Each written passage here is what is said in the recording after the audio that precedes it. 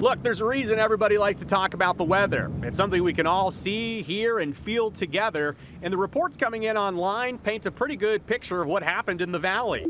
Tammy chimes in, thunder is really loud. No kidding. Annabelle agrees, saying that's the loudest boom she's ever heard. Just shook the entire apartment building, and the car alarms were going off by state and veterans. Somehow, though, her baby stayed asleep. Kelly, though, she writes in, it shook her house too. Beverly adds, oh, I live in Boise, and I just heard the big booms and felt the house rattle. I hope we're not going to get lightning storms and more fires.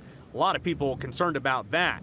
But Tracy is part of the group that had their house shake as well. Mel writing into us at 1:40 that West Boise and Meridian were having some close-in thunder. The ground was shaking there, he writes.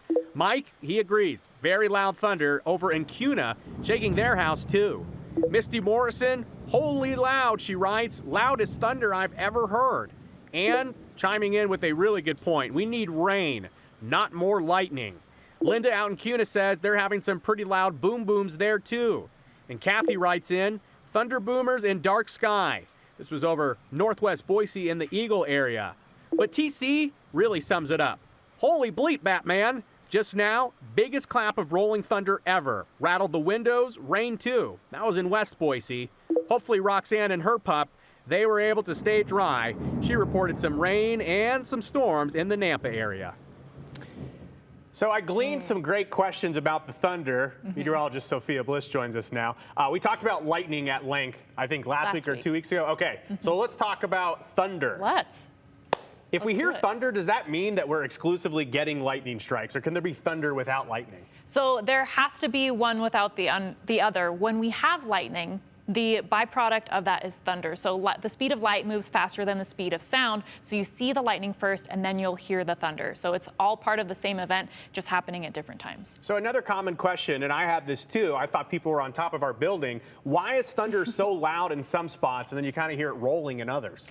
It just kind of depends on the proximity of where you are in relation to the strikes of lightning. So the closer that you are, the louder it will be to you. Is there anything to counting after thunder? I remember as a kid, thunder would go and then you'd start counting. What's the deal there? Yes, so the general rule is that you can tell how close you are to the actual lightning strike by how long it takes to the sound of the thunder to reach you. So in general, 5 seconds equals 1 mile of distance. So you can get really, really if you're hearing the thunder right after seeing the lightning, you're very close. Okay, so there is science behind that, not urban legend. Yes. Finally for you, it's something we've all commented on, and we heard in the theme of that story, powerful thunder. Okay, so can thunder actually be powerful, or is it just really loud? No, absolutely. It's actually a shock wave.